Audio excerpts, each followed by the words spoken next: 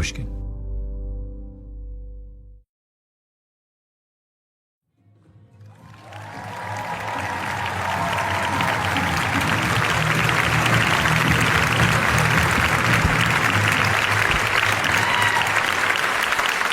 Hello. Thank you for coming. My name is Malcolm Gladwell. I am the host of Revisionist History, brought to you by Pushkin Industries. I think there's a whole bunch of... Not long ago, in a probably ill-advised experiment, all of us at Revisionist History decided to do 2 live shows. One in New York and one in Philadelphia.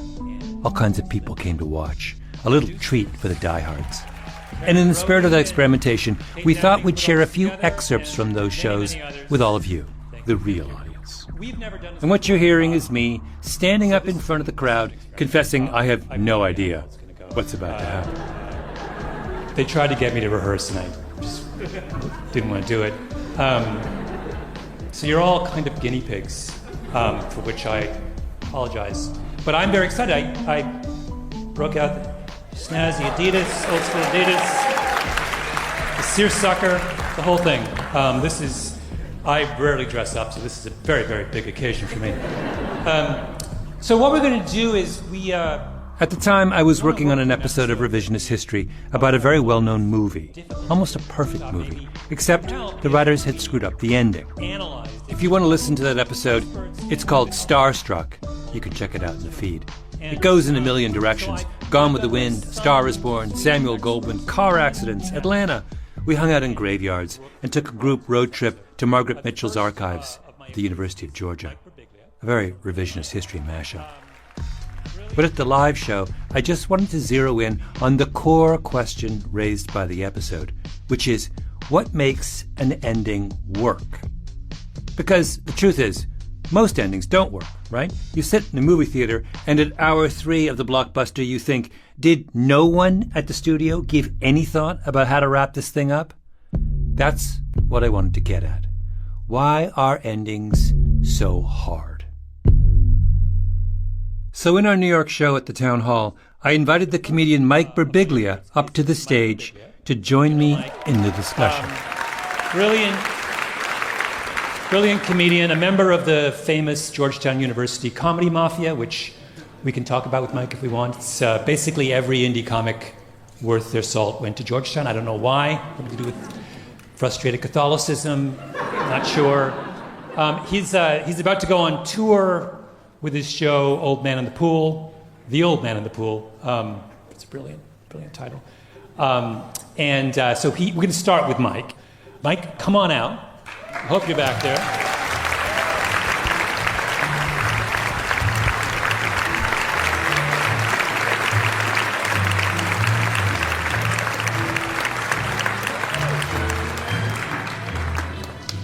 Thanks, Malcolm. This is my favorite podcast, so it's a very strange sensation to be inside of my favorite podcast. I don't know how it'll go. It's meta, Mike. By the way, you weren't offended when I said you were part of the Georgetown University comedy mafia. Not at all. It's legit.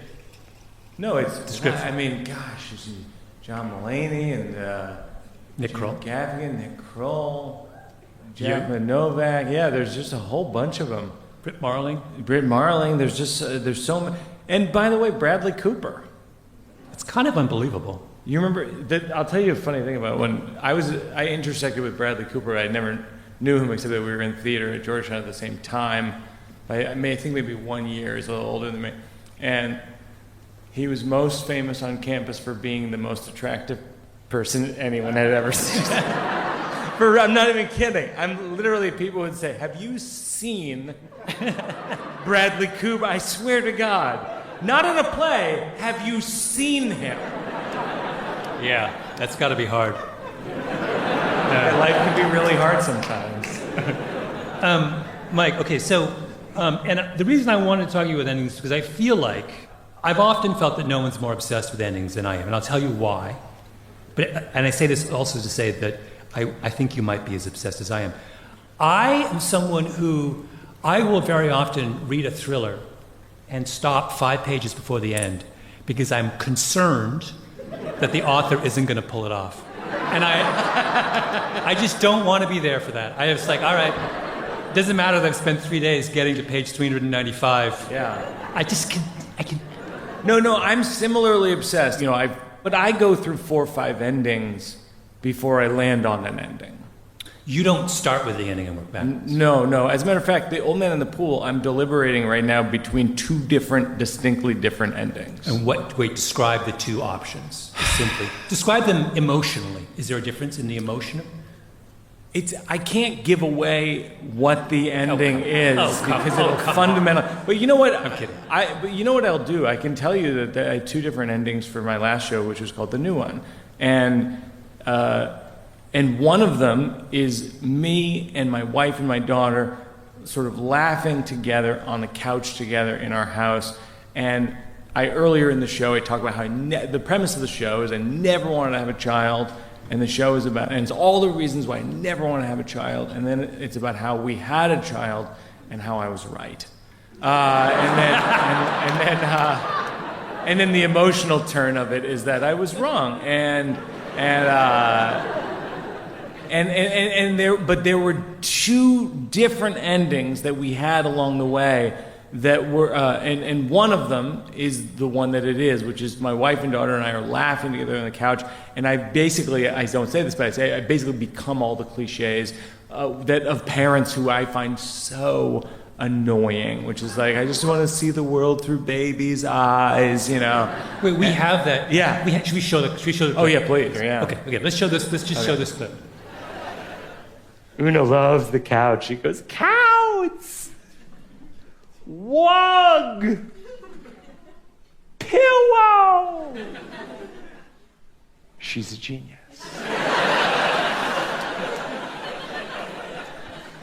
3 of us sit on the couch in the department store. Una's hiding behind each of us, and we go, where's Una? Where's Una? She's clinging to my back as I spin. The more she clings, the more I'm committing. Like, where is Una? Where is she? And she starts laughing so hard, like the hardest I've ever seen anyone laugh my whole life, and I'm in the jokes business. At this idea that she's tricking us.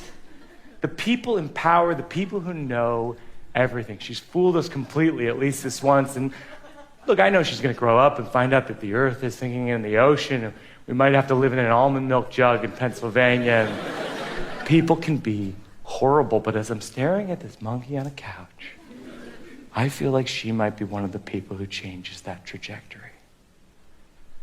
She's laughing so hard that I start laughing in a new way, from my perspective and Jen's perspective and Una's perspective, all at once. We're laughing as one. And in that moment, I feel full. I'm seeing the world.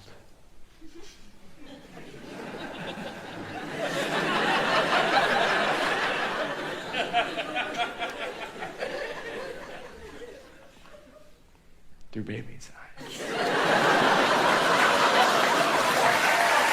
So what's the work that ending's doing? Oh, so that ending is... You're tearing up, Mike. Are you tearing yes, up? You're teared up watching yourself. How dare you, sir? At the town hall? You call me out where we have our town meetings every week? We're all at them, right? No, it is. It's emotional because it's about when my daughter was 18 months old, and she's 7 years old now. So it's so that part of it's emotional. But yeah. So the goal of this ending is the show really mocks to the point of it mocks people with children so mercilessly. If you never want to have children and want to mock people who have children, you're going to love the first half of this special. For example, when a year after this came out a few years ago, I was sent a Reddit thread that was from a child-free community on Reddit. And I have never seen a group of people more excited about the first half of a comedy special because they don't know it turns to me having a child. Yeah. And then they feel completely betrayed when I have a child. Then they hate it. That's one of my definitions of a story. The difference between a story and an anecdote is a story is a narrative that betrays the listener's expectations, right? There must be an act of betrayal for the story to work. Oh, interesting. But wait. So there is a betrayal, but then ultimately, with this ending, the goal is to point out, after all the cliches of like seeing the world through baby's eyes and all this stuff, and it's the most joy I've ever experienced, all these things that you hear these annoying parents say all the time, I concede that I have a moment of that. Yeah. A moment where I'm seeing the world through baby's eyes. And to me, that's the essence of the type of ending I enjoy. Not everybody enjoys. I enjoy an ending where there's a hint of we understand that the emotional journey of the story is this big. We've swung to all over the pendulum, but ultimately the character who we invest in changes this much. Mm-hmm. So like one of my favorite endings of all time is from the movie Big, Penny Marshall movie with Tom Hanks. And I wish I was big, and then he goes to the carnival, and then he's a grown-up, and he has a girlfriend and a job and all these things, and he lives and he does the whole thing, and then he gets to choose at the end that he's gonna be big or he's gonna be small again. And he chooses small, and there's this devastating moment where she looks back at him, and it's his child self in a suit. And it's the visual metaphor of what we've experienced, because he's both of those things. And the change in him is imperceptible. But we know he's changed probably this much. I want to go back to your show for a moment. When you were doing that show, did you have that turn in mind, that idea that you were going to be moving just a little? Did you start with that? Yeah, I think, the alternate ending, I've literally never spoken about this. I performed an alternate ending because I toured these shows for like numbers of years. Like Old Man in the Pool, the show I'm touring now, I've toured for probably 3+ years, probably 3.5 years I've been workshopping it. And so this one was called The New One.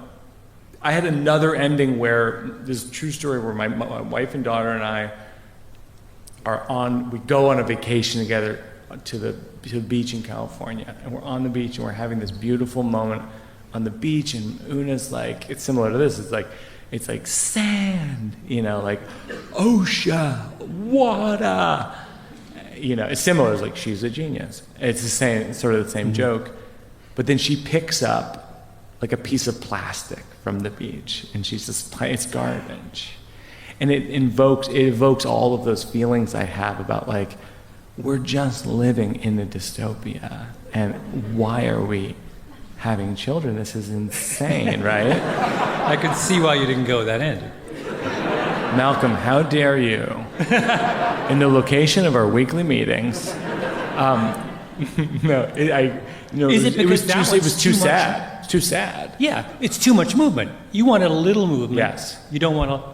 So that's why that ending went away, because ultimately people would leave the theater and they would go like, that made me feel sort of bad about stuff. But the ending that we went with, just to be clear, I mean, endings are very personal for people. Like some people, in that ending you just watched, some people left the theater and said, you're still kind of a jerk.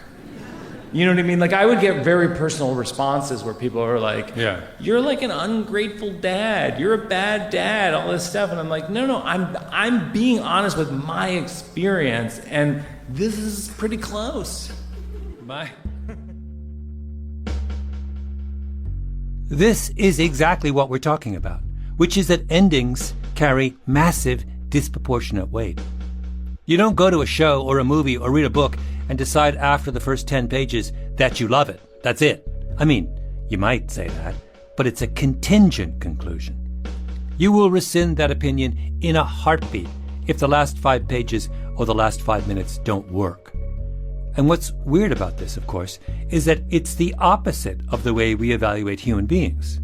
There's a famous set of studies about college professors where they take student evaluations of their teachers that are generated over an entire semester and compare them to teacher evaluations made by students who've only seen a tiny video clip of the professor, like 10 seconds.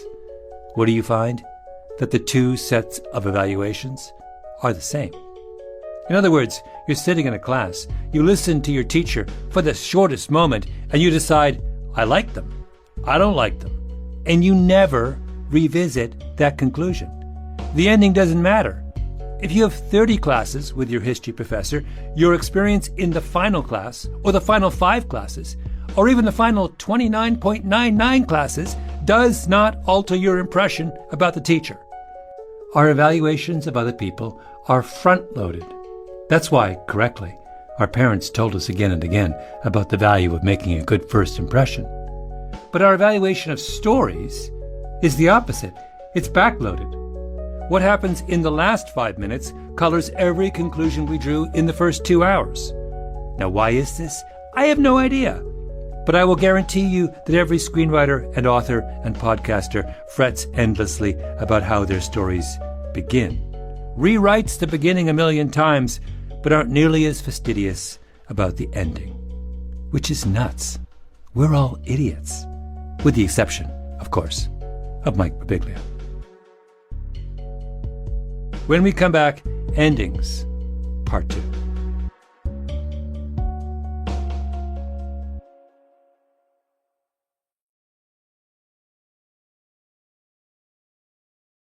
A week after we did our town hall show, we took the train down to Philadelphia, rented out the Fillmore Theater, ate cheesesteaks, got into the mood.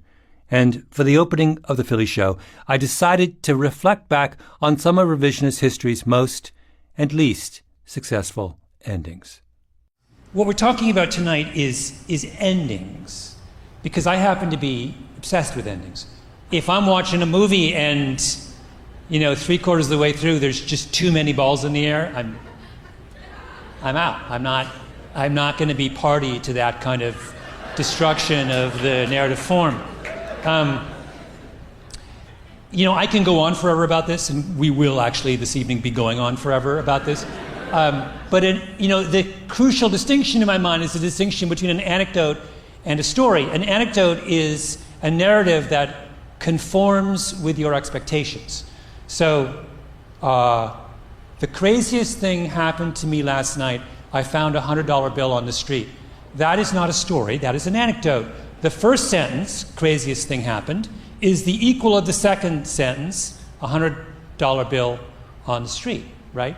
A story, by contrast, is a narrative that betrays the audience's expectations. So, a story would be, the craziest thing happened to me last night. I found a $100 bill on the street.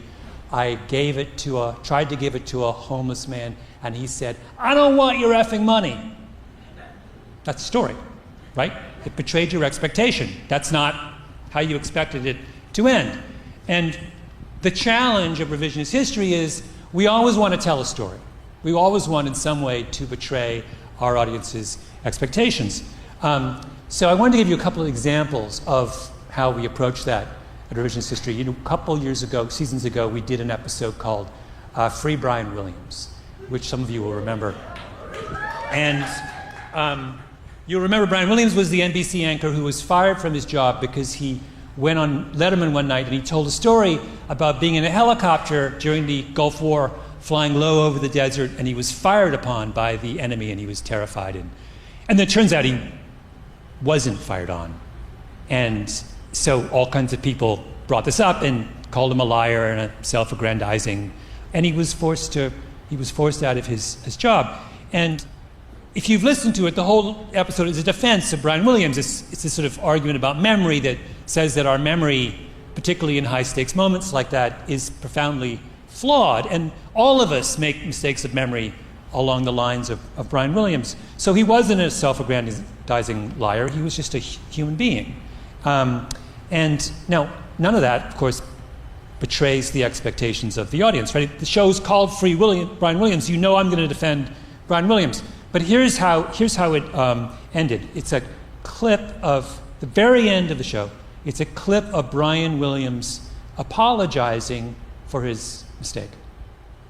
Looking back, it had to have been ego that made me think I had to be sharper, funnier, quicker than anybody else. Put myself closer to the action, having been at the action in the beginning.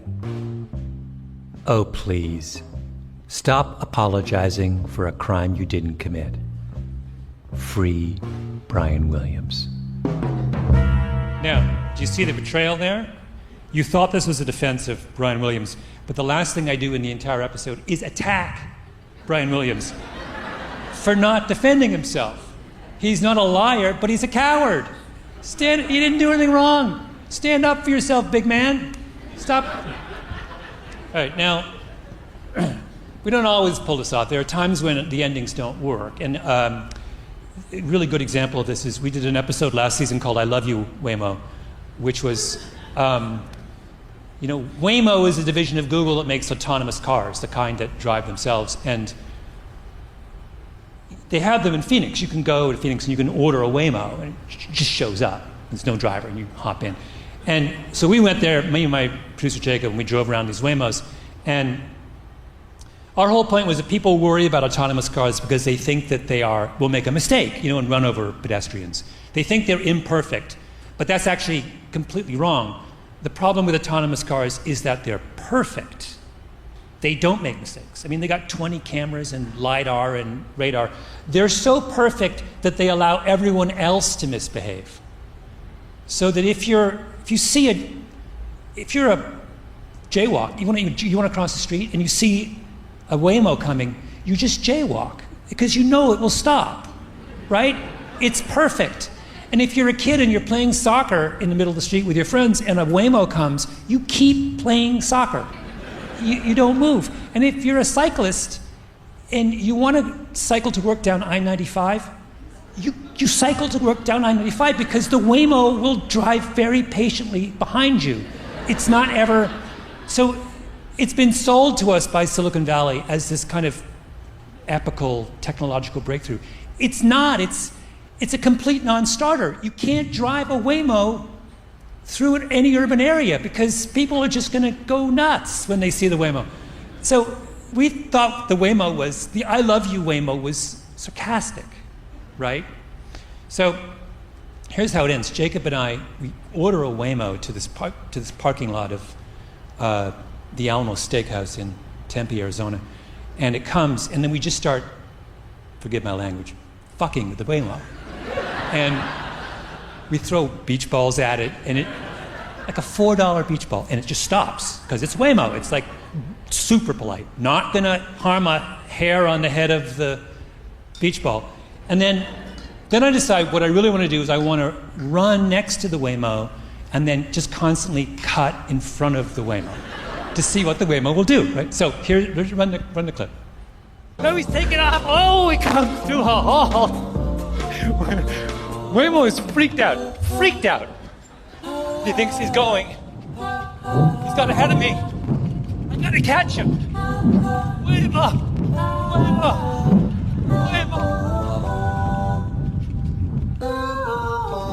Oh. Hold on, Jim. Hold on, let me get in. Waymo! Stop! Waymo was the perfect gentleman. He let me be the crazy one. Remember this the next time some Silicon Valley visionary promises you a future of perfect mobility, efficiency, and clarity from the backseat of an autonomous vehicle. No. It's much better than that. It's me and Lance and Jonathan Vaughters and Jacob with his beach ball taking back the road. I love you, Waymo! So we tweet out the announcement of the show, and you know what happens? Waymo retweets the tweet. They're like, we love the show. It's fantastic. So we said that autonomous vehicles don't actually work. And Waymo's like, you called the show I Love You, Waymo. That's all. They refuse to have their expectations betrayed, right? Now, whose fault is that? I think it's my fault. And then we started to get emails from, I'll read you some of the emails we got from readers. Big fan of revisionist history. I'm trying to figure out if I Love You, Waymo is sponsored content. Wait, I thought we were attacking Waymo. Email number 2. I'm sure Malcolm and whoever is managing the show is smart enough to disclose when they're being sponsored, but this really felt like an ad. No, it wasn't an ad. Number 3. At first I thought my podcast episode didn't download correctly. Blah, blah, blah. It was just a 30-minute Waymo love fest. No, it went on for 38 minutes. You had to listen to the last 8. Number 4, what the hell was that? Number 5, was that an infomercial for what? Now, are these people dumb? No, I don't. No one who listens to revisionist history can be dumb. No, they don't believe in stories. They believe in anecdotes, right? They think that you can only have a narrative that conforms with your expectations. They don't understand that, no, what a real story does is betray your expectations. You screw up if that's the story you tell, right? If you can't convince people to make that turn. Sometimes you really have to grab people, the listener, by the scruff of the neck and say, no, you blockhead. This is going off in another direction. The perfect ending, the perfect story to my mind, is the story where you start with the ending and work backwards, where you know absolutely the turn you want to make. And there's one of my absolute favorite episodes was exactly this. It's called The King of Tears from season 2 or 3, and it was about the saddest song in the world. Anyway, I'm rooting around late one night on YouTube, and I run across George Jones's funeral, which is one of the. By the way, if you have 3 extra hours, like if you're incarcerated and have time on your hands, you must watch George Jones's funeral. It's one of the most epic, extraordinary, fantastic Nashville events. They're all there. They're all weeping. It's just schmaltz upon schmaltz upon schmaltz. So I'm watching it like I'm weeping in my pajamas. It's 2 a.m. Every single person in all of Nashville is there in full regalia, cowboy hats up the wazoo. Everyone's like finding a way to out-weep each other on stage. But the climax is, the great George Jones song was, of course, the saddest song ever written by Bobby Braddock. It's He Stopped Loving Her Today, about a guy who's in love with a woman, and he stops loving her today when he dies. He only stops loving her when he's... And the whole song leads up to, you think he's alive, and you realize, oh, no, he's dead, and that's why he stopped loving her. So we're going to play this. Play Alan Jackson. Alan Jackson, who's at the end of the funeral, it's the climax, sings He Stopped Loving Her Today for George Jones's wife, who's in the front row, right? So it's so geniusly meta. Hold, play the beginning of Alan Jackson. As the years went slowly by. And you realize, as he sings, that Braddock's song has gotten even more specific. It's no longer about a long-ago love affair. It's about right now. This is the day George Jones stopped loving Nancy Jones. Alan Jackson takes off his hat and places it over his heart. He stopped loving her today. And if you aren't crying, I can't help you. We love you, George.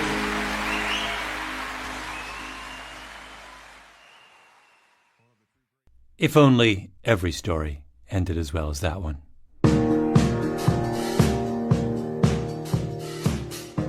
Revisionist History is produced by Eloise Linton, Lee Mengistu, and Jacob Smith. Our editor is Julia Barton. Our showrunner is Peter Clowney. Original scoring by Luis Guerra. Mastering by Jason Gambrell. Engineering by Sarah Bruguiere and Nina Lawrence. Fact-checking by Kishelle Williams. And live production by Kate Downey. Special thanks to the Pushkin crew who helped pull off this live experiment. Kerry Brody, Heather Fain, Blair Gilks, Jason Gambrell, Nina Lawrence, Nicole Morano, Eric Sandler, John Schnars, Maggie Taylor, and Jacob Weisberg. And a big thank you to Mike Birbiglia, as well as the Town Hall in Manhattan and the Fillmore in Philadelphia. Stay tuned for more of Revisionist History live, coming soon to a city near you. I'm Malcolm Gladwell.